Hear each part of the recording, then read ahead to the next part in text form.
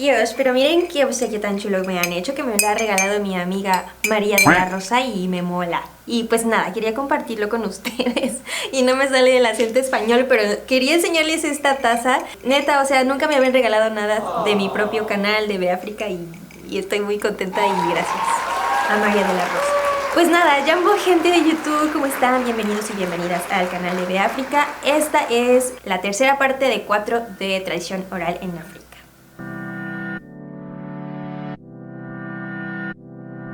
En los videos pasados decíamos que la oralitura refleja una unión entre lo visible y lo invisible, pero no hemos dicho hasta ahora que el ser humano juega un rol fundamental al respecto porque puede modificar ese orden, puede preservarlo, incluso puede violentarlo hasta cierto punto. Por esa razón hay una serie de valores característicos de las sociedades de tradición negroafricana muy relacionados con el compromiso de mantener ese orden y esa armonía característica de sus sociedades. Una forma de mantener estas cuestiones es a través de la continuación de las tradiciones. Por ejemplo, la oralitura, que decíamos en los videos pasados, que se extiende a diferentes áreas de la vida social de los pueblos de tradición negroafricana, incluyendo el de la mediación de conflictos, que se relaciona directamente con el mantenimiento de la armonía, y en eso nos vamos a centrar el día de hoy. Bueno, hablamos de la solución de los conflictos y para tratar de entender un poco de qué estamos hablando, vamos a relacionarlo con el sistema jurídico de tradición occidental, lo que es el derecho en Occidente. No es lo mismo, es diferente en mecanismos, en finalidades, en objetivos, pero es una forma de entenderlo. La diferencia fundamental entre ambos es que en Occidente el sistema jurídico busca castigar a la parte que ha cometido, digamos, la atrocidad. Sin embargo, en el sistema de tradición negroafricana lo que se busca es la conciliación de las partes y el restablecimiento del orden social. Vamos a profundizar un poco en lo que acabo de decir y vamos a identificar dos diferencias entre la oralitura y la impartición de justicia y el sistema jurídico de tradición occidental. Entonces, la primera gran diferencia es que el sistema jurídico occidental es antropocéntrico y el de tradición negroafricana no lo es. Antropocéntrico, antropos de hombre, y céntrico, que se centra en el hombre. Entonces, ¿por qué decimos esto? Porque este sistema jurídico toma importancia en la acción específica que un hombre cometió y que puede perjudicar a otro según la ley de una ciudad, de un pueblo, de un país, etc. Sin embargo, en el sistema de tradición negroafricana no importa tanto que se haya violado esa ley con esa acción, sino de qué forma se afectó toda la armonía social, que ya dijimos que es súper importante y que no solamente se refleja en los aspectos visibles, sino también invisibles. Entonces, por eso es importante no solamente ver a qué persona afectó, sino de qué forma afectó toda esa armonía y ese orden social del pueblo. La segunda diferencia va en torno a los objetivos. Decíamos que el objetivo principal de la tradición jurídica occidental es la reparación del daño o la sanción. Por otro lado, en la tradición negroafricana, los objetivos son la conciliación y el restablecimiento del orden que había antes de que se cometiera esa acción determinada. En el sistema jurídico occidental, la conciliación de las partes no siempre aplica, sobre todo en materia penal. Sin embargo, en el caso de la tradición negroafricana, una vez que inicia el proceso de conciliación entre las partes, se exige el perdón desde el primer paso, y eso es algo que no existe en la tradición jurídica occidental y por lo tanto es fundamental mencionarlo. Ahora vamos a centrarnos únicamente en las características de la oralitura en su aplicación en la mediación de conflictos. El primer aspecto sería la tolerancia. Como vamos a ver a continuación, todo el proceso de mediación de conflictos es muy largo y implica una repetición constante de diálogo entre las partes involucradas. Entonces, esto exige que ambas partes tengan que tolerar, que ponerse en el otro lugar, el lugar del otro. Y esto implica no perder la responsabilidad de las propias acciones frente al otro, por parte de las dos partes involucradas, no solamente del que cometió la acción que perjudicó a la otra persona. Una segunda característica es que tenemos que recordar que la mediación de conflictos es un derivado o entra en esta gran esfera de lo que es la oralitura, y como tal la mediación va a echar mano de elementos como no solamente la palabra, sino las gesticulaciones, las representaciones, los movimientos físicos, la música, incluso la elección del lugar donde se medían los conflictos es muy importante. Y nos cuenta Fabián Adonon y Akwabi Adonon en el libro Descrito en las nubes, les hablé de él en el primer video, que el baobab, que ya lo puedo pronunciar bien por fin, el baobab, su sombra se usa justo en diferentes ocasiones para dar continuación al proceso de mediación. Y otro aspecto que me parece muy interesante es que en el proceso de mediación, que es muy largo, ya lo habíamos dicho, en diferentes ocasiones se representan estos conflictos para tenerlos presentes, pensarlos mejor y llegar a mejores acuerdos. Hemos dicho que el proceso de mediación es muy largo y requiere de un tiempo indeterminado por el simple hecho de que el objetivo sea restablecer el orden social que ha sido dañado o violentado. Entonces regresar a eso pues es sumamente complicado, y por esta razón el proceso de mediación está integrado por pequeñas mediaciones. ¿Qué quiere decir esto? Que una y otra vez las partes involucradas y el mediador o los mediadores se reúnen para hablar del conflicto, de la forma en la que pueden discutirlo y llegar a ciertos acuerdos, y esto sucede en el número de veces hasta que las partes estén conformes. El siguiente aspecto va relacionado con una figura que acabamos de mencionar, que es la de los mediadores. En un conflicto puede ser el mediador una sola persona o también un conjunto de mediadores. Y es importante decir que esta persona no es elegida de manera arbitraria, sino que las partes involucradas incluso se reúnen y toman un acuerdo al respecto de quién es la persona indicada para mediar el conflicto en el que están involucrados. Por supuesto, no puede ser cualquier persona random. Tiene que ser una persona que conozca la tradición oral del pueblo, cuál es el orden que conviene, cuál va a ser la manera correcta de llegar a una conciliación. Y hay diferentes sectores de la población que pueden ser elegidas. Por ejemplo, las figuras de los ancianos, es decir, el consejo de ancianos, puede ser el jefe de familia, puede ser el jefe del pueblo, pueden ser personas que se especialicen en la tradición oral, es decir, los griots, por supuesto.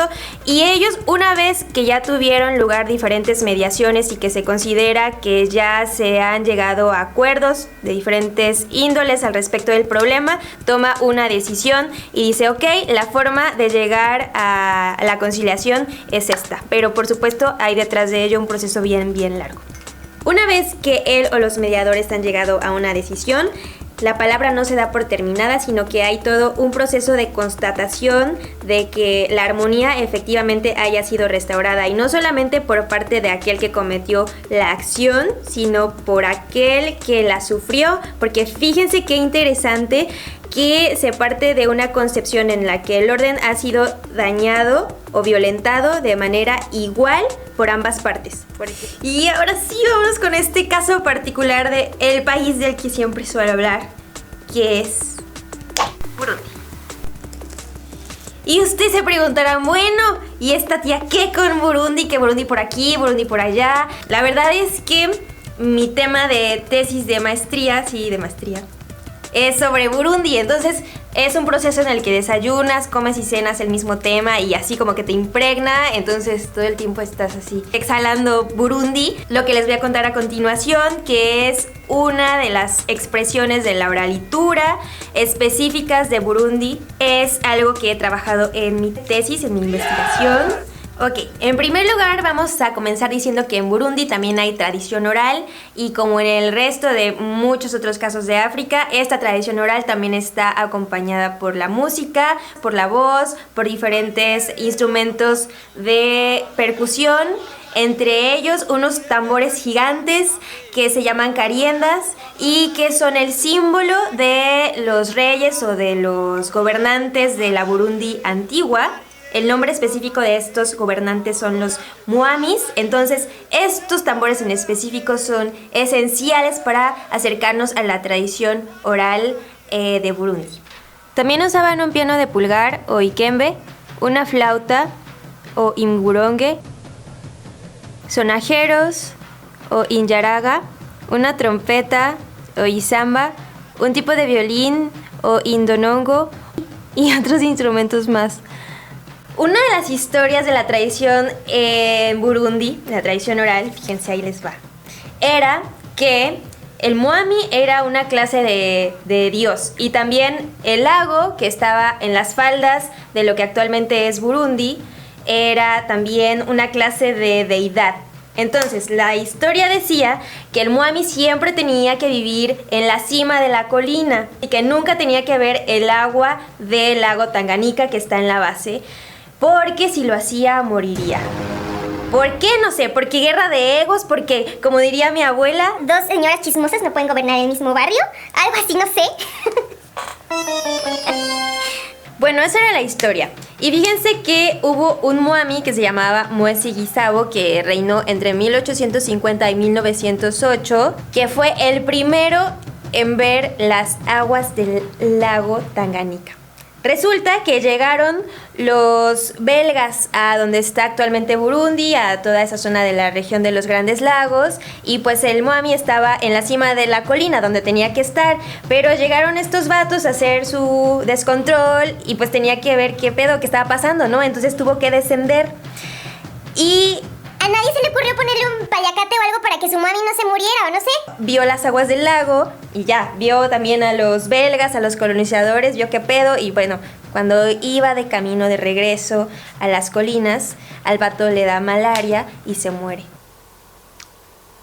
O sea, colonialismo que siempre que está presente pasa algo malo. Bueno, esto solamente fue como un chismecillo introductorio a lo que es la tradición oral en Burundi y ahora sí vamos a hablar de esta figura que es la que representa la mediación de conflictos de la que hablamos hace unos minutos, específicamente en Burundi. Y esta figura se llama Ubushingatai.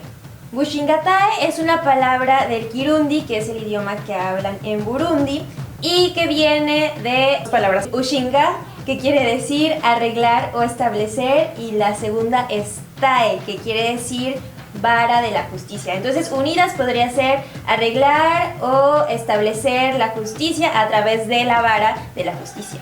Los Bashigatae, en pocas palabras, era un tipo de persona muy específica en la sociedad burundesa, capaz de mediar ciertos conflictos, y para esto tenía que haber probado cierta encarnación de los valores de tradición burundesa, que era, digamos, la personificación de todos los valores que un burundés o una burundesa tenían que luchar por representar o preservar o perseguir. Un Bashigatae no podía ser cualquier persona. Detrás de eso tenía que haber un largo proceso de iniciación que normalmente era dirigido por los ancianos del pueblo.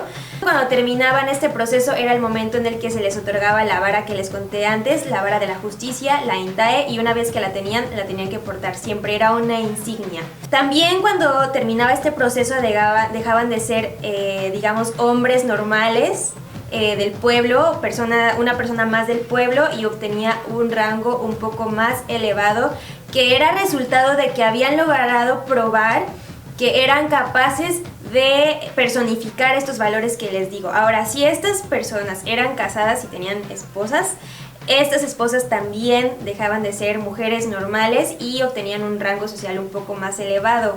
Sin embargo, estas mujeres no podían participar directamente en las mediaciones de los conflictos. Podían estar presentes, pero no era muy tomada en cuenta su opinión, y tampoco podían llevar la intae o la vara de la justicia como lo hacen los hombres. En épocas muy recientes, donde la lucha por los movimientos feministas ha sido muy fuerte, también la sociedad burundesa ha criticado mucho este tipo de cuestiones.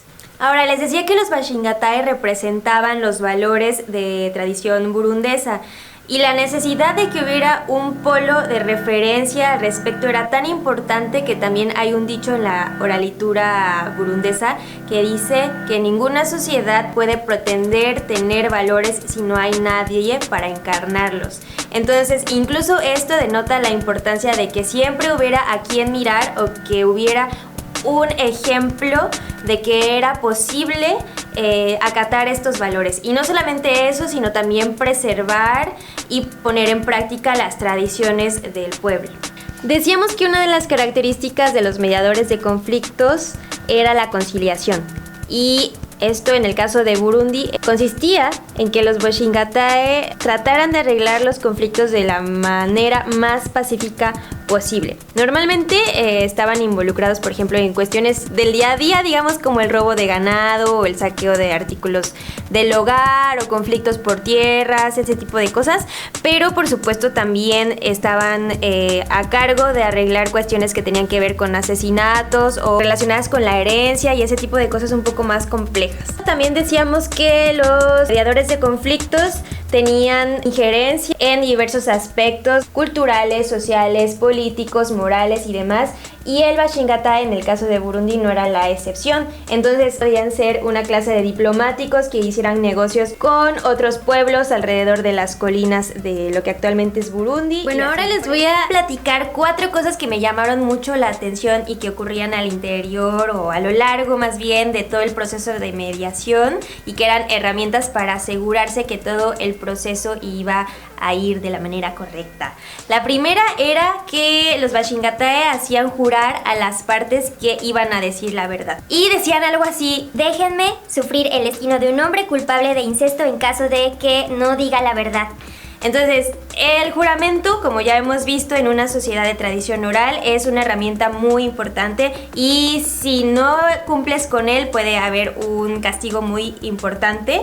En segundo lugar, también en el proceso de iniciación a los Bashingatai se les enseñaba a desarrollar estrategias para detectar cuando una persona estaba mintiendo. Por ejemplo, a ver la mirada, la gesticulación, los ademanes. Por cierto, hay varios youtubers que ven como actuaciones o speech de personas famosas y dicen esta persona está mintiendo por esto y aquello, analizando solamente su tono de voz o sus ademanes, ¿no? Entonces era algo similar a lo que los Bashingatai ya hacían desde hace muchísimos años atrás. Otra estrategia era que hacían repetir una y otra vez a las partes sus testimonios y todos estos testimonios tenían que coincidir entre sí porque si una persona se contradecía en un momento, ahí decían, bueno, aquí hay algo chueco, entonces lo iban a analizar otra vez. Y finalmente, para garantizar que todo este proceso fuera justo o no hubiera preferencias, tenía que haber Bashingataes que representaran a los diferentes clanes del pueblo. Estos clanes, digamos que eran como partidos, entonces tenía que participar una persona, un Bashingatae en cada partido para tomar la decisión final y que así fuera imparcial y justo. Bueno, y ahora sí nos acercamos al cierre del video y quiero decirles que la figura de los Bashingatae todavía existe en Burundi. De hecho, hay muchas personas que prefieren no ir a un juez, sino ir ante una instancia de tradición que les ayude a mediar los conflictos entre ellos. Sin embargo, de entrada ya saben que una vez que han decidido contactar a un Bashingatae, se comprometen a establecer o a llegar a una mediación entre las partes. Ahora, como todo en este proceso de globalización occidental y de democracia a la europea, pues casi todos los elementos de la cultura se institucionalizan y esto es lo que ha pasado con los Bashingatae. Entonces ahora ya son instancias políticas y hay mucha gente que pues ya los ha dejado de ver como referencia de los valores tradicionales del pueblo burundés y esto ha sido muy complejo. Yo solamente quisiera como dejarles la pregunta en torno a si el tipo de juicio que puede hacer un Bashingatae puede ser vigente para las sociedades actuales o en qué podría ayudar este tipo de perspectivas en torno a la justicia. Ya llegamos al final de este video, por fin. Suscríbanse, compartan y esas cosas, no les cuesta nada. Espero que se la hayan pasado bien. Nos vemos en el próximo video, que es el último de este bloque tan bonito de tradición oral. Nos vemos próximamente. Tú, Anane, yo ya me voy porque esta luz me está hartando. Oigan, miren. No.